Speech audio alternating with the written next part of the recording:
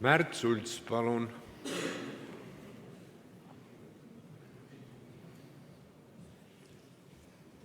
Esimees, kolleegid, mul järjekordne arupärimine haridusministrile härra Jürgen Ligile õpetajate alampalgast.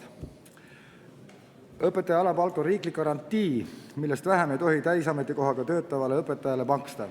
Praeguses valitsuskoalitsioonis on 2 erakonda, kes lubasid tõsta õpetajate palgataseme 4 aastaga 20% kõrgemaks riigi keskmisest palgast.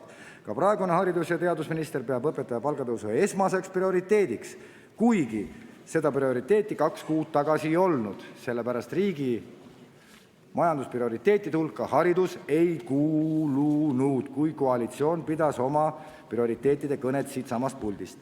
Tuginedes riigieelarvele, ministri poolt välja öeldule, pressiteadetele, kultuurikomisjonis kuuldule, jääb arusaamatuks, kust tuleb õpetajate alampalga tõus. Haridus- ja Teadusministeeriumi valitsemisala eelarve on koos haridustoetustega 2016 aastal vähendatud 2,9%. Seetõttu võib pigem välja tuua, et õpetajate palk langeb järgmisel aastal. Küsimuseks jääb, mille arvelt võetakse raha õpetajate palga tõusuks. On variant, osad õpetajad tuleb lahti lasta, alles jäänud õpetajate koormust ja tööintensiivsust tuleb tõsta, töö hulk jääb samaks, eesmärgid jäävad samaks, aga töötajate arv väheneb. Seoses sellega on meil teil järgnevad küsimused.